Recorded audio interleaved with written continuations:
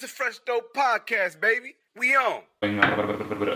Why do you always do that? No, fuck it. Let's go. All right, facts, man. What's going on? Fresh Dope Podcast. Fresh Dope Podcast. Again. Thank you for watching. Thank you for rocking with us. Thank you for tuning in. Thank you for all your comments, questions, concerns, topics, ideas. We appreciate you all. My name is AD.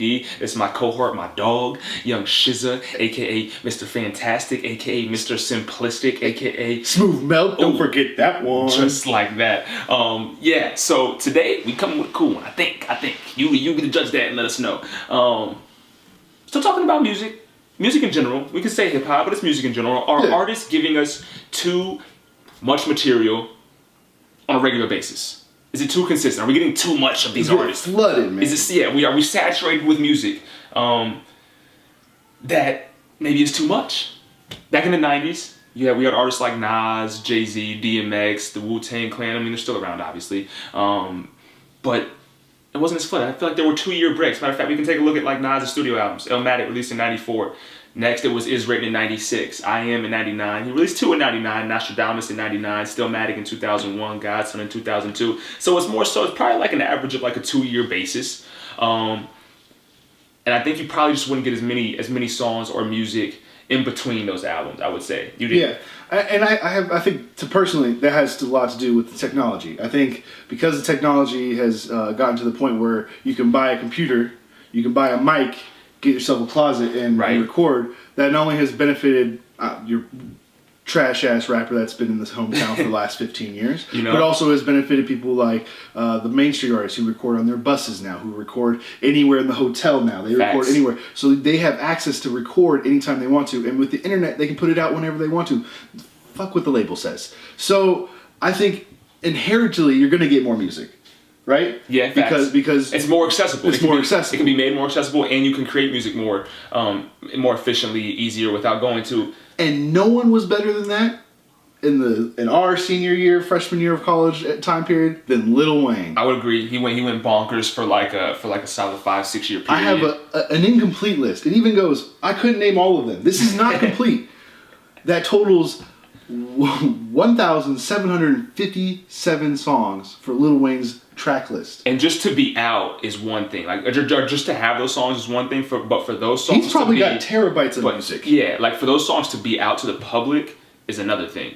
But like you said, he probably has that many songs times 3 that just have never been released. They were just recorded. There was a point in time where you felt like you couldn't get away from Lil Wayne's music, and he was just everywhere. Facts. And it kind of would you say it continued? Like even would you say Drake had a period of time where he I would wholeheartedly agree that the same thing has gone to Drake or with Drake. He's carried the same concept, and I think it's worked out. It worked out great for Wayne. I think it's currently and still working out amazingly for Drake. The thing about Drake, he releases albums. I think he releases albums pretty consistently. I mean, he's got 8 albums, or give or take, I believe, projects, I should say.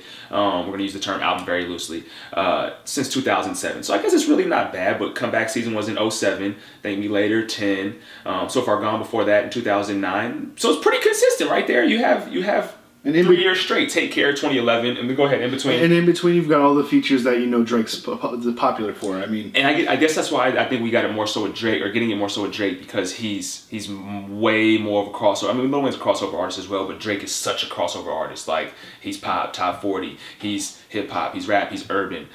He's benefiting directly from what Lil Wayne did, which is Lil Wayne started in saturation with just being on everybody's album and R&B album, and then he caused what I would say was what we have now, which is rap being pop. Is he was so big, Lil Wayne, that he made it pop. That's pop music. And then Drake comes in, who's a pop star, and just takes it to the next level. Facts. So yeah, we get way more Drake in between. I feel like there's never a moment that we don't have Drake. He never takes time off, which I respect. He's a hard worker. I get it. He makes great music, but you have artists on other sides that are doing the opposite. You have A$AP Rocky, who is putting what feels like decades between your albums. You've got, but he's also involved in fashion more so as well. Like you've got, you've also got my Lupe Fiasco. He's been waiting. I mean, sometimes that's legal issues and stuff like that. With your label. Yeah, but I would say you have people who are still generally trying to preserve what they have to make sure it lasts. And I would say like someone like J. Cole, one of my favorite artists, is in there because you have Cold World, Sideline My Story in 2011, Born Center in 2013, Forest Hills Drive came a little bit after in 14, For Your Eyes Only just in 2016. So there was a couple years separation in between all of these projects being released, and he's not one to hit us with a whole bunch of singles or do a whole bunch of like features. Not a ton of mixtapes either. Yeah, and he's not a top 40. He has top 40 records. Don't get me wrong. That have crossed over the top 40. Power Trip with Miguel. Even Workout, I would say, was top 40.